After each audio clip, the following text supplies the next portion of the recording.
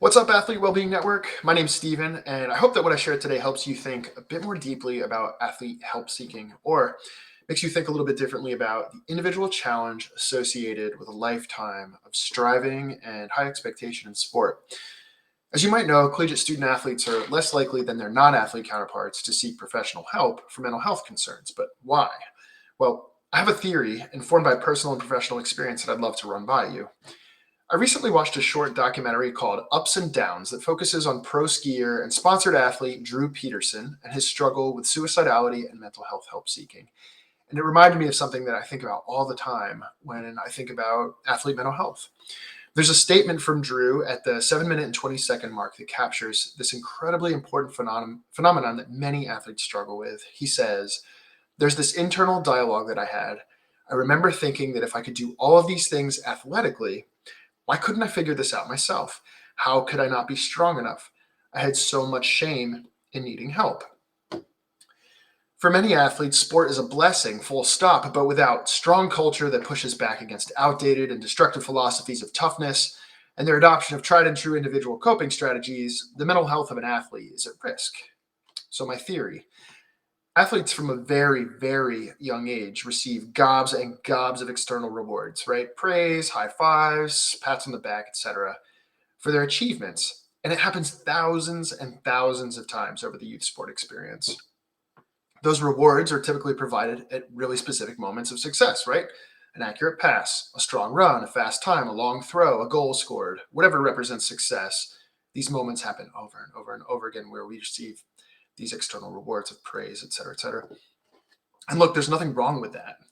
But when this type of validation is the only or represents the majority of their experience of rewards and validation in sport, that's when things start to get dicey, especially as we get older, right? The wins, the championships, the awards, the scholarship, the notoriety starts rolling in, and it really confirms a covert personal narrative that the athlete might not even be aware of, but it drives their emotions and behavior. And so they begin telling themselves, again, covertly, potentially, they may not even be aware of this, but they tell themselves, I am my achievement in sport. Or said differently, I am as worthwhile as I am successful as an athlete. As much as collegiate athletes will tell you that being an athlete is about gaining leadership skills or they play for the love of the game, being a collegiate athlete for some is also about fulfilling this core belief that they're only worthwhile if they're succeeding at a high level in athletics. Okay, let's dissect this theory a little bit further. The message that you are only as worthwhile as your results becomes an athlete's core belief is a bit of a double-edged sword, right? So on one hand, it's really motivating, right? You'd experience a deep psychological need to be successful so that you felt worthwhile. But on the other hand, you'd be incredibly perfectionistic in a sea of perfectionists vying for the same success that you crave. And just for a second, if you could put yourself in their shoes, can you imagine what it would be like if your value, your self-worth, maybe even your value to your coach, your teammates, or your athletics program, your school was tied to an expectation of elite and consistent output? Um, Imagine that you had to be truly excellent at your job at all times and live up to that standard. It's pretty scary, right? You know, when athletes are no longer bombarded with validation and affirmation because they aren't quite as successful as they had been against youth competition or lesser competition, or they get injured, or for whatever reason they fall out of a coach's favor, the athlete's no longer on steady footing. Their core belief tells them, I'm not good enough now. I'm letting the people that are important to me or that have always loved me or that have always cared about me, I'm letting them down. They might ask themselves, what is my purpose if I can't even be who I've always been, a winner, highly successful at elite sport? If the losses pile up, or an athlete's perceptions that they're not living up to theirs or others' expectations, they start to question what we call their athlete identity, or the degree of strength and exclusivity to which a person identifies with the athlete role. Athlete identity is discussed as a component of self-concept, right? Self-concept is a collection of beliefs you have about yourself and the responses of others. So, back to what I was just talking about, that idea, I'm my achievement in sport, I'm as worthwhile as I am successful as an athlete. Those are sort of representative, a core belief representative of one's self-concept. And so when you begin to question what you believe at your core to be true about yourself, particularly what you believe makes you worthwhile to the rest of the world, it can really make you start to spiral.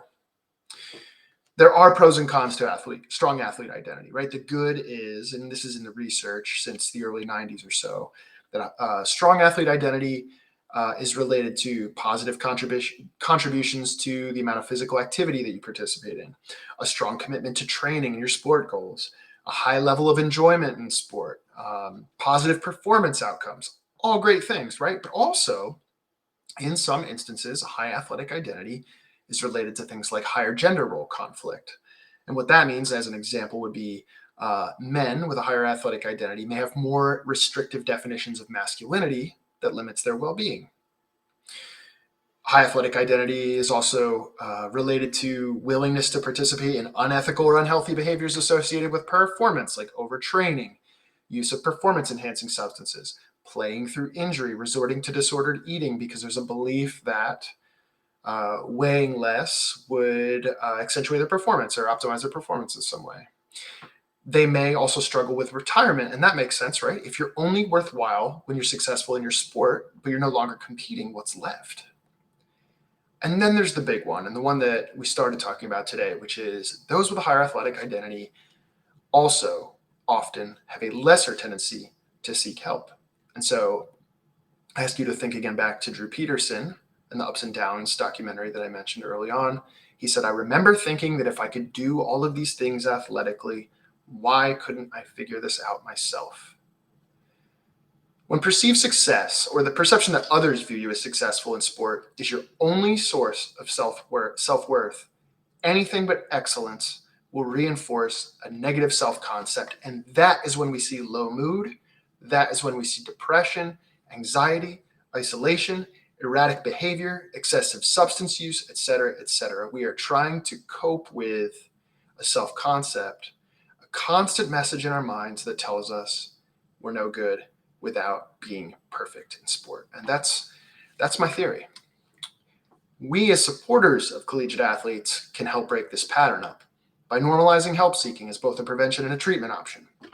Much of professional mental health work, including sports psychology consultation, is about empowering athletes with the skills to identify and challenge their negative self-concept by changing their core beliefs. So instead of I am my achievement in sport, instead of I am as worthwhile as I am successful as an athlete, they may have a more adaptive, more healthy core belief like my achievement in sport is one way that I can feel successful or feel good about myself. Or I'm worthwhile despite being imperfect. I'm worthwhile despite not always being perfect.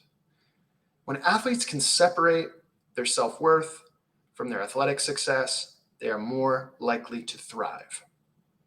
Okay, I'm off my soapbox. What are your thoughts? I can't wait to hear what you think of this, how it applies to your work, and if you even agree with this sentiment.